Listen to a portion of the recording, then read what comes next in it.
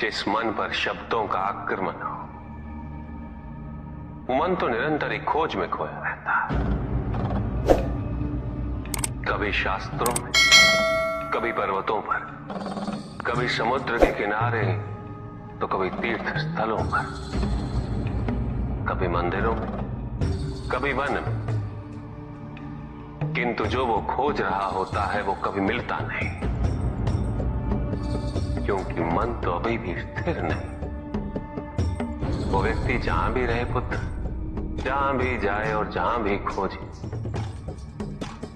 तुमने भी सदैव शब्दों पर ध्यान दिया है कार्तिक, भले ही वो मेरे शब्द हो या किसी और की। तुम्हारी प्रतिक्रिया तो उन शब्दों पर ही आती, और जो मन केवल शब्दों को सुनता है, वो उसके निहित अर्थ से स्वयं वंचित रह जाता। शब्दों की सत्यता को समझने के लिए, उनकी अनुभूति के लिए, मन में शांति के साथ साथ रिक्तता भी अनिवार्य है, शून्यता भी अनिवार्य है। मन में इतना स्थान होना चाहिए पुत्र कि वो शब्दों के परे पहुंचने की यात्रा कर सके। किंतु मन कभी शून्य नहीं रहता, रिक्त नहीं रहता। वो सोचता है कि शब्दों का आधिक्य ही ज्ञान अर्जन है, शब्दों से ही ज्ञान है, इसलिए शब्दों का संचय करता रहता है। मन ये नहीं जानता कि परम ज्ञान तो शब्द अतीत है, एक अनुभूति जिसे शब्दों से बांधना असंभव है। शब्दों का अपना मूल्य क्या है कार्तिक? कुछ भी नहीं। जब भी कोई ईश्वर का नाम लेता है तो क्या ईश्वर मात्र एक शब्द में ही सीमित हो जाते? नहीं, यहां शब्द सत्य नहीं, सत्य है वो अनुभूति जो इन शब्दों में विद्यमान है। यदि शब्द ही सत्य होते तो मात्र भोजन कह देने से व्यक्ति की क्षुधा शांत हो जाती। इसीलिए माता शब्दों की नहीं पुत्र, उस अनुभूति की है जो उन शब्दों से संबद्ध है। यदि शब्द नहीं भी होते तो भी ईश्वर अवश्य होते। यदि शब्द नहीं भी होते तो सुख और दुख की अनुभूति अवश्य होती, जल की शीतलता की अनुभूति होती, सूर्य की ऊष्मा और चंद्र की शीतलता की अनुभूति होती, प्रेम की अनुभूति होती। किंतु यदि अनुभूतियां ना हो तो शब्द निरर्थक है। शब्दों से तृप्त हो जाना ज्ञान का अंत है, अज्ञानता का प्रारंभ है। ज्ञानी वही है जिसके पास अनुभूतियां, अनुभव, और उसके लिए मन को शांत व रिक्त तो करना ही पड़ेगा पुत्र।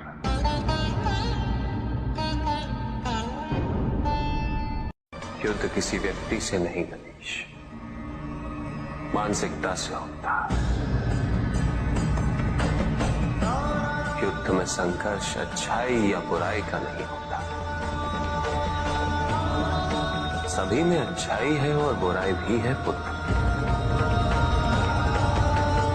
युद्ध तो विचारधाराओं का होता है।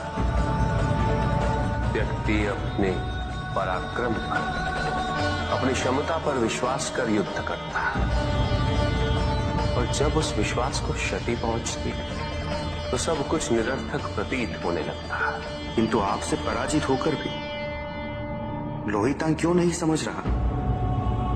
उसे अपनी स्वतंत्र इच्छा का उपयोग कर उचित मार्ग पर चलने का प्रयास करना चाहिए। व्यक्ति अपने को खो दे समझती है, व्यक्ति अपने को समर्पित कर दे, छोड़ दे अहंकार को, तो ब्रह्म की इच्छा ही पूर्ण होती है, और अभी भी वही फलित हो रही है। ऐसा नहीं है कि हम उससे भिन्न फलित करा लेंगे, लेकिन व्यक्ति भिन्न फलित कराने में लड़ेंगे, टूटेंगे, नष्ट हो। एक नदी में एक बार बाढ़ आ गई पुत्र। दो छोटे से तृण उसमें बह रहे थे और उसमें से एक नदी में तिरछा पड़ गया और वो बाढ़ को रोकने का प्रयास कर रहा था। वो अत्यंत ऊंचे स्वर में कह रहा था कि नदी को आगे नहीं बढ़ने देगा। यद्यपि नदी तो बस बढ़ती ही जा रही थी। वो फिर ऊंचे स्वर में यही कह रहा था कि मैं इसे अवश्य रोकूंगा, यद्यपि रोक नहीं पा रहा था। नदी को तो उसके संघर्ष का कुछ भी पता नहीं चल रहा था, किंतु नदी को उसके होने या ना होने से क्या अंतर। उस कण के लिए तो यह अत्यंत महत्वपूर्ण था। उसका जीवन तो संकट में था। वो तो बस बहे जा रहा था। वो जहां भी पहुंचता, किंतु उससे पहुंचना तो संघर्ष करके ही था। किंतु ये बीच का क्षण, ये बीच का काल दुख, पीड़ा, द्वंद्वता का काल है। वहीं दूसरी ओर जो दूसरा तृण था, उसने अपने को समर्पित कर दिया। वो तो नदी में सीधा पड़ा हुआ था, नदी के प्रवाह के साथ साथ बहता जा रहा था और उसे ऐसा प्रतीत हो रहा था जैसे कि वो नदी को दिशा दे रहा है, उसे प्रवाहित होने में सहायता कर रहा हो। वो तो ये निश्चय कर बैठा था कि नदी को समुद्र तक पहुंचाकर ही रहेगा, किंतु नदी को उसकी उपस्थिति का भी आभास नहीं था। नदी पर उन दोनों के होने या ना होने का कोई प्रभाव नहीं था। नदी तो बस बहे जा रही थी। ब्रह्म की इच्छा को जाना नहीं जा सकता, किंतु ब्रह्म के साथ एक अवश्य हुआ जा सकता, और तब व्यक्ति की अपनी इच्छा तो खो ही जाती है, केवल उसकी इच्छा ही शेष रह जाती है। लोहितांग को अपनी आगे की यात्रा पूरी करने हेतु अत्यंत महत्वपूर्ण निर्णय अवश्य लेने होंगे। केवल उसके अहंकार को, अपितु उसके आत्मसम्मान को भी क्षति पहुंची। जहां से इस युद्ध का अंत हुआ है, वहीं से लोहितांग के अंतर युद्ध का आरंभ हुआ है। और जो भीतर पराजित होता, उसे हर दिशा में केवल पराजय ही दिखती है।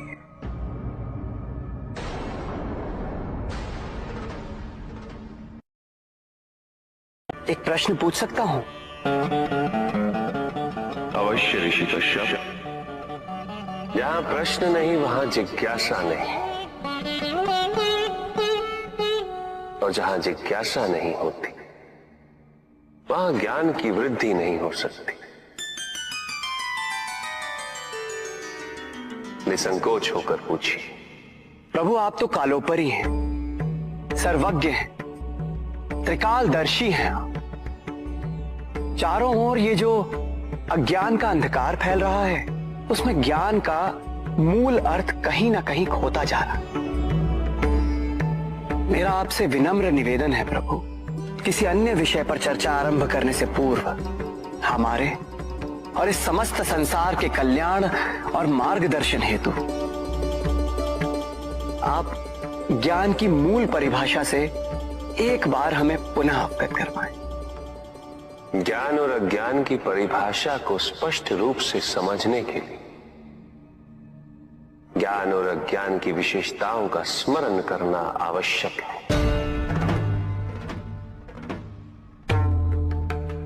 जिसके कारण स्वार्थ, विनाश, क्रूरता, अशांति और भय में वृद्धि हो,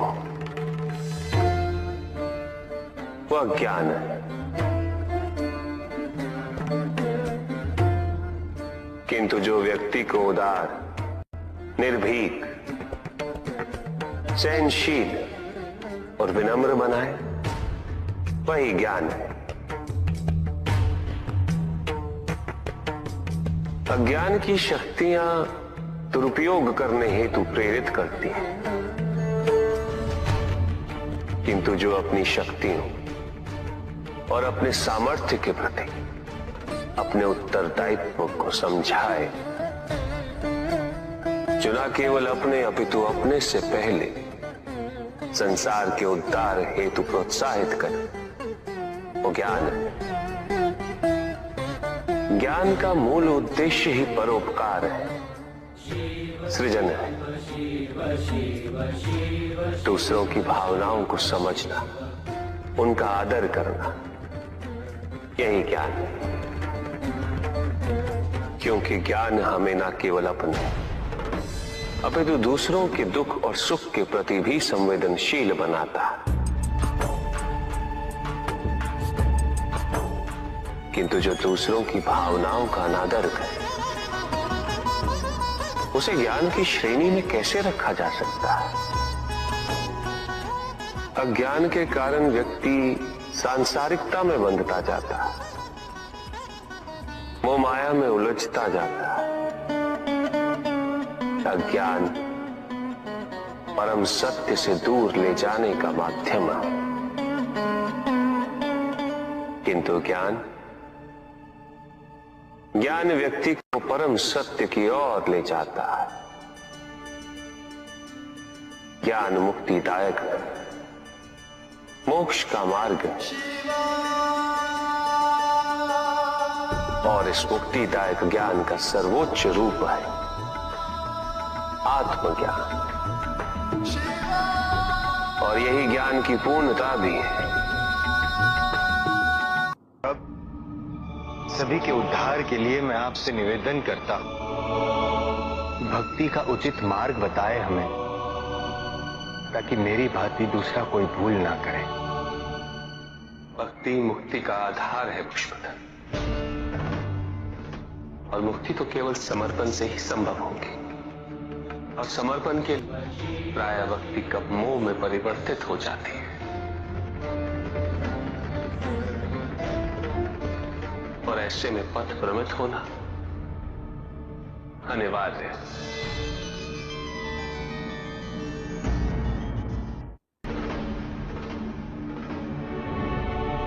प्रभु, तांडव की परिभाषा क्या है तांडव? उसे आरंभ करने से पूर्व मन में कैसे भाव होने चाहिए? तांडव नृत्य जगत की 5 क्रियाओं का संकलन है। सृष्टि, स्थिति, प्रलय, तिरोभाव और अनुग्रह। अग्नि, जल, वायु, पृथ्वी और आकाश। मेरे नृत्याकार शरीर के 5 मुख, इन्हीं 5 भूतों से ब्रह्मांड का निर्माण होता। पृथ्वी से सभी भूतों के शरीर बनते हैं, और उनका पालन जल से होता है, और संपूर्ण भूतों का अंत अग्नि से होता है।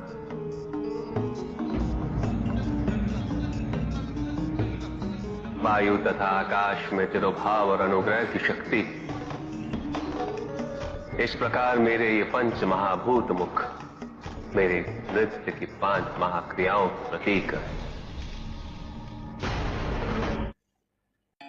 धन आवश्यक है ऋषियत्र,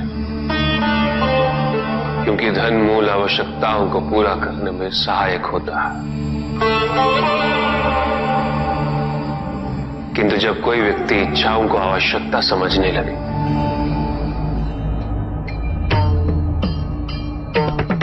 तो धन कितना ही क्यों ना पर्याप्त नहीं होता, क्योंकि इच्छाएं अंतहीन है। इसलिए मनुष्य कभी ना समाप्त होने वाली इच्छाओं की पूर्ति हेतु धन संचय को ही अपने जीवन का लक्ष्य समझ लेता है,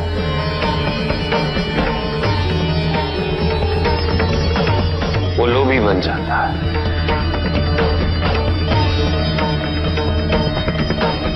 वो भूल जाता है कि उसके जीवन का मुख्य लक्ष्य ईश्वर के समीप आना है।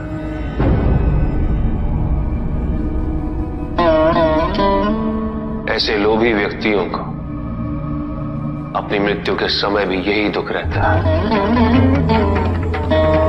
कि उन्होंने क्या कुछ नहीं पाया, क्या शेष रह गया। ऐसे समय में वो एक क्षण के लिए भी ईश्वर का स्मरण नहीं करते, अपने जीवन की निरर्थकता और व्यर्थता का बोध नहीं होता। मिलना चाहिए। धन चाहे कितना भी हो ऋषियत्र, मूल आवश्यकताएं तो केवल उतनी ही। तन ढकने के लिए वस्त्र, पेट भरने के लिए आहार और शरण के लिए भवन। इन आवश्यकताओं के पूर्ण होने के पश्चात जो भी है वो इच्छा है। धनी व्यक्ति के पास जो भी अतिरिक्त धन होता है वो उसे दान करना चाहिए, उनके उद्धार के लिए जो अपनी मूल आवश्यकताओं को पूरा नहीं कर सकते।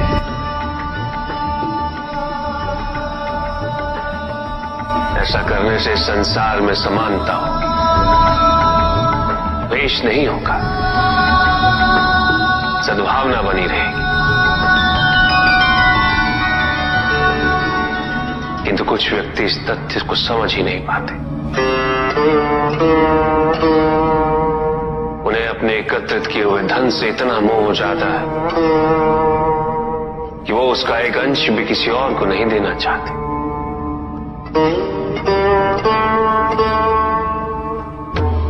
ऐसे व्यक्तियों की सूची में सर्वप्रथम स्थान कुबेर का है।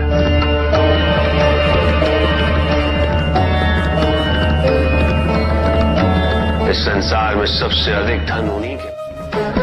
शक्तिशाली बनना अत्यंत कठिन है, किंतु उससे भी कठिन होता है शक्तिशाली बने रहना।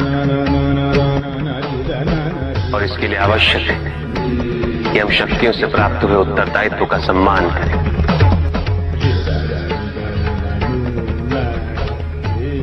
अन्यथा हम स्वयं पर निरंतर खो देते हैं और यह हमारे पतन का कारण बनता है। युद्ध में की गई भूल और उपलब्धियों से कुछ न कुछ सीखना आवश्यक है कार्तिक। बुराई और अच्छाई के मध्य ये युद्ध निरंतर चलता रहेगा। आज एक अध्याय समाप्त हुआ है, कल दूसरा अध्याय आरंभ होगा। जब तक इस समस्त संसार में बुराई है तो अच्छाई भी होगी, किंतु अच्छाई और बुराई के युद्ध में जीत सदैव अच्छाई की ही होगी। प्रभु, क्या संसार में केवल सुख का होना संभव नहीं है? प्रत्येक आत्मा का लक्ष्य केवल सुख की प्राप्ति ही तो है।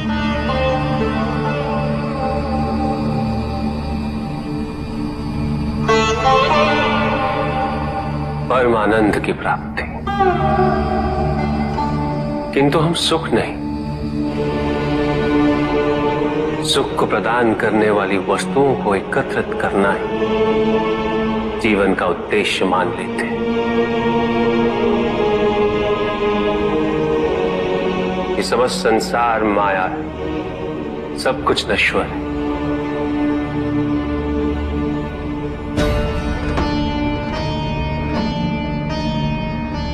जिन वस्तुओं को हम सुख का स्रोत समझकर एकत्रित कर रहे हैं वो सदैव नहीं रहेंगे। जो व्यक्ति सत्य को जानते हुए भी लोभ का परित्याग नहीं करते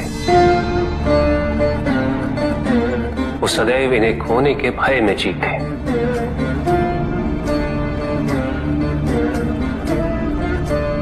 और जो व्यक्ति सत्य को जानते ही नहीं, वो अहंकार में जीते।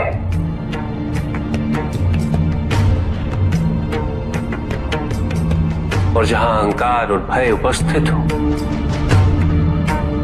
वहां सुख कैसे रह सकता?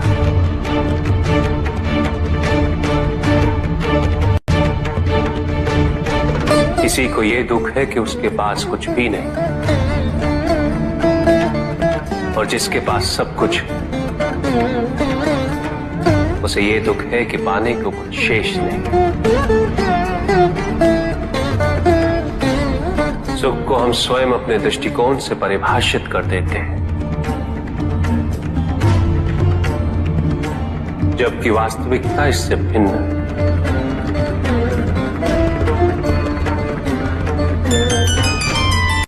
इसलिए आवश्यकता है अनासक्त रहने की। किंतु प्रभु, क्या आसक्ति स्वाभाविक नहीं है? और दुख का मूल कारण भी तो यही है ऋषि भृगु। आसक्ति हमारे मन की शांति को छीन लेती, उसे भंग कर देती।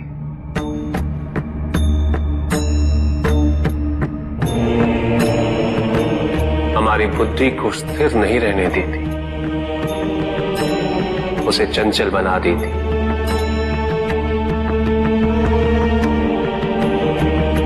आसक्ति से प्रमाद की उत्पत्ति होती, प्रमाद मद होता है, और मद अहंकार का स्रोत है। और अहंकार पूर्णतः शुभता में परिवर्तित हो जाता है, अर्थात आसक्ति अशुभता की जननी। इसलिए अनावश्यक है। तो प्रभु, आसक्ति को अनासक्ति में कैसे परिवर्तित किया जा सकता है? और हम आसक्ति से कैसे उबर सकते हैं प्रभु? आसक्ति से मुक्त होना ही अनासक्ति है।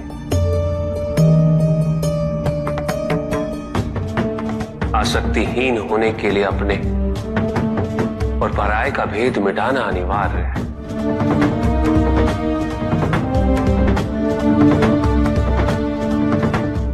और यह तभी संभव होगा जब हम सुख की खोज बाहर नहीं, अपने भीतर करें।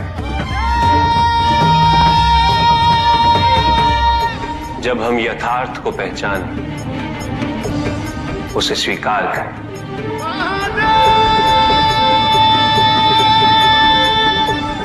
हम अपने सुख को सांसारिक तत्वों से परिभाषित नहीं करें। जब तक हम ऐसा करते रहेंगे, हम बंधते जाएंगे।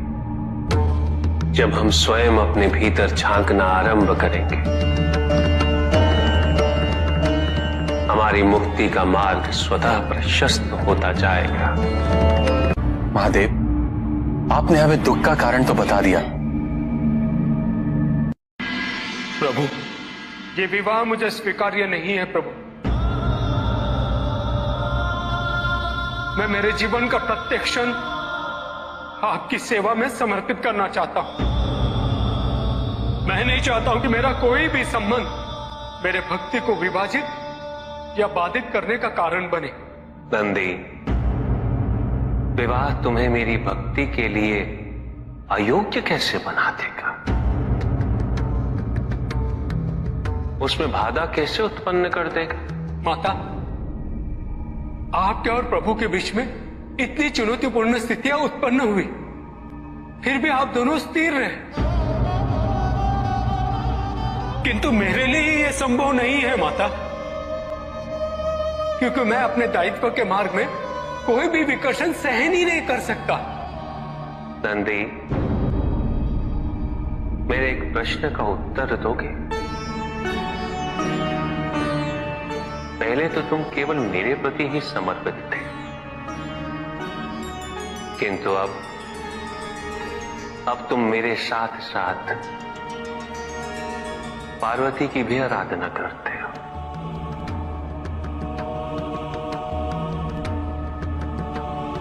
क्यों? प्रभु, माता आपके अर्धांगिनी है, आपकी पूरक, जिस प्रकार आप उनके पूरक हैं। आप माता के कारण आनंदित रहते हैं, उनकी उपस्थिति आपको प्रसन्नता देती है। अन्यथा आपको इतना हर्षित उनसे पहले मैंने कभी नहीं देखा है। फिर कुमार कार्तिकेय का जन्म, अशोक सुंदरी का जन्म, और फिर हमारे गणेश का जन्म। प्रभु, इस प्रकार मैंने कैलाश को पूर्ण होते हुए देखा है, और ये सब माता के कारण ही हुआ है। प्रभु, जिस कैलाश में आप वास करते थे उसे माता ने निवास बना दिया, इस कैलाश को संपूर्ण कर दिया।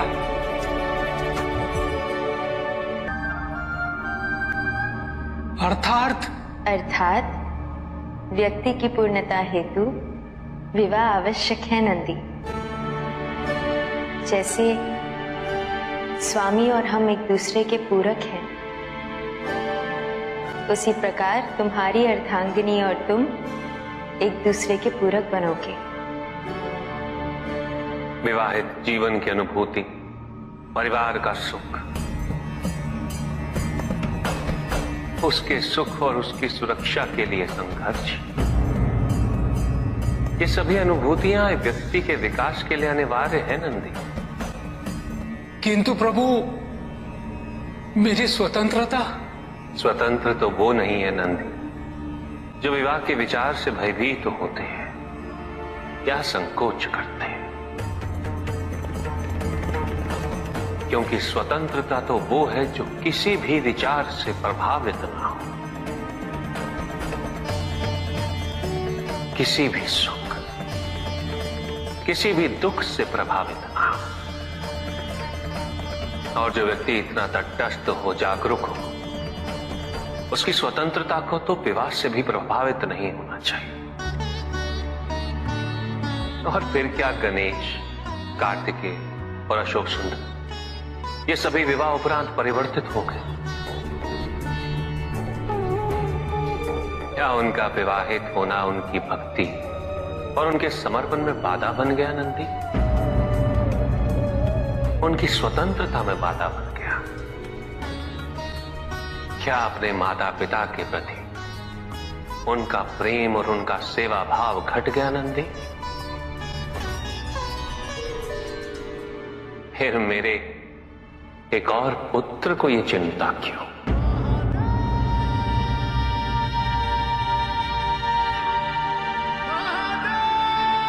ये भय क्यों नंदी? अग्नि जलाती है, जल बुझाता है। दोनों के कार्य क्षेत्र पूर्व परिभाषित और भिन्न है। दोनों एक दूसरे को प्रतिस्थापित नहीं कर सकते। इसी प्रकार इस समस्त संसार में सभी की भूमिका पूर्व परिभाषित। संसार की यही विविधता इसकी विशेषता भी है।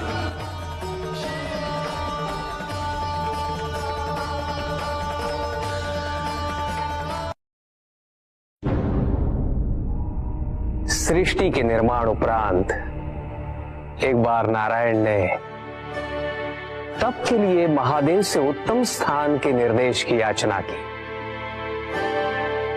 महादेव ने अपनी प्रेरणा से समस्त तेज संपन्न अत्यंत शोभायमान पंचकोशी नगरी का निर्माण किया।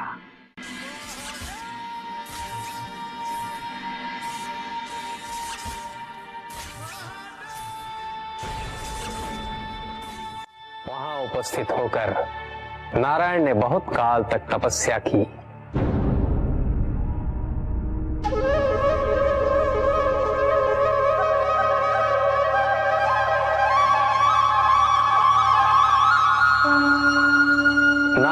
तपस्या के अनंतर ही उस क्षेत्र में महादेव की कृपा से अनेक नदी नद सरिताएं उत्पन्न हुई।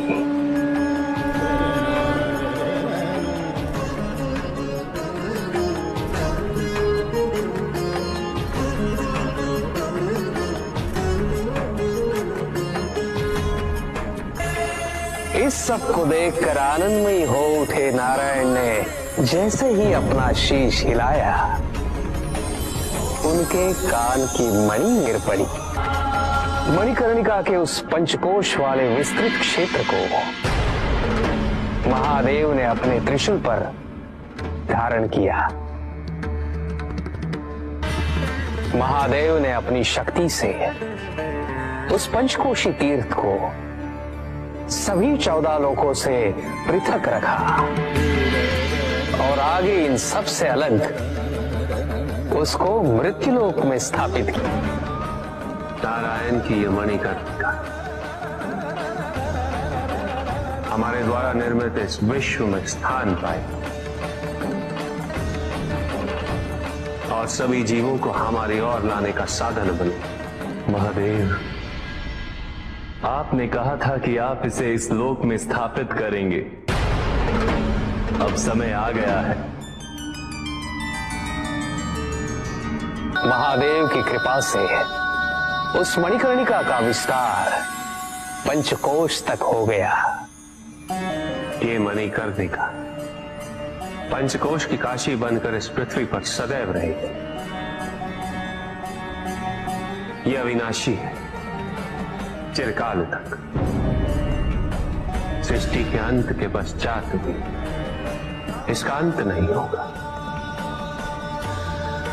ये भूमि मुझे सदैव प्रिय रहेगी। यहाँ तप करके स्वयं नारायण ने तीनों लोकों को प्रकाशित किया। इसीलिए ये मुझे अत्यंत प्रिय है। मैं इसे कभी भी नष्ट और विनष्ट नहीं होने दूंगा। ब्रह्मदेव,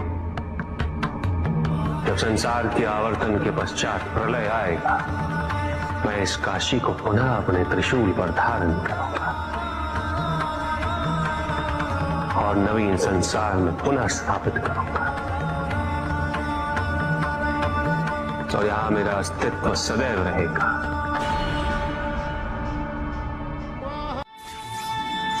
महादेव ने उस क्षेत्र से अपने आत्मिक योग को ध्यान में रखते हुए अपने ज्योतिर्लिंग को वहां स्थापित किया, जो इस क्षेत्र से कदापि पृथक नहीं हो सकता। विश्व की स्थापना तो हुई, किंतु इस ज्योतिर्लिंग को आपने उस स्थान पर स्थापित किया है जिसकी ऊर्जाएं विश्व से परे हैं। इस ज्योतिर्लिंग को विश्वेश्वर ज्योतिर्लिंग के नाम से जाना जाएगा।